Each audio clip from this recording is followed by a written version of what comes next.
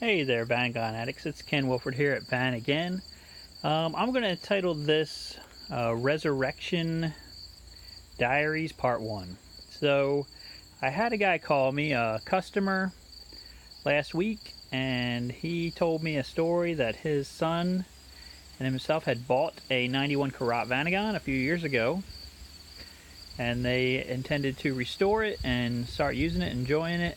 His son got into a car accident and he got hurt and could never finish. So he asked me if I wanted to purchase it. I, was kind of hesitant. I don't really have a lot of time right now, but I really like 91 Carat Vanagons, especially this color. I actually had one of these a few years ago, and it was actually the first really nice Vanagon I ever bought.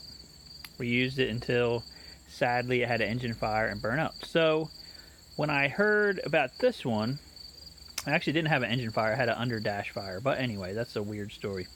So I decided to buy this one, and I wanted to show you what condition it is when I got it, so you can kind of see the progress that we're making as we restore it. So you can see the grills are missing.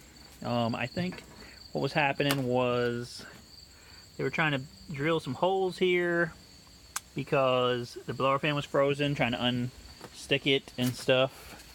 And that didn't really work out too good. So they wound up doing this, which is they pulled the entire dash out, and then they pretty much life came along and got in the way. And probably after about 3 or 4 months, they completely forgot how to put the dash back together, and that's one of the reasons why they decided to forget about this project. But you can see, besides the crazy that the dash is apart, there's no steering wheel.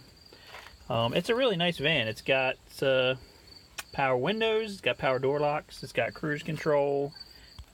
It's got some nice seats. It looks like I'm missing an armrest. I just noticed that, but it could be here somewhere. They have a lot of stuff here. The other thing that's going on with this van, so I'll take you for a little walk around, and I'll try to keep this stupid thing focused. Wow, it's the worst. Okay, there we go. You can kind of see it's in nice condition. It's got the alloy wheels. It's got some nice tires on it. They did a little bit of body work to it. They got this little spot back here in the back that I'm not quite sure. I guess it had a rust hole. They cleaned it up and did some filling and painting on it. I don't know what I'm going to do with it. Just leave it like that. Once you put the bumper back on, you barely ever even notice it, but who knows. And this is the back area. And then you come around here, you can see it's very clean. Again, looks like they had some issues with this trim pieces here on the sliding door and right here, and they've replaced it with some good used ones that they found somewhere. They're just slightly off color. And here's the interior. So the interior is ripped apart too.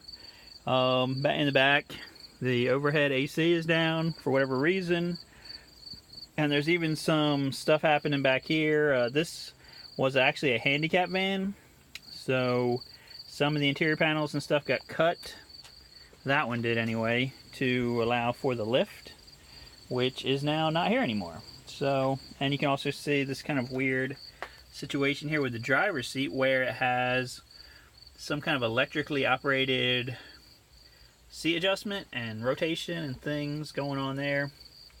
So, I'm going to try to bring you guys along so you can see kind of what happens when you bring something like this back to life. Looks like they replaced this one light here too, which shouldn't be a big deal.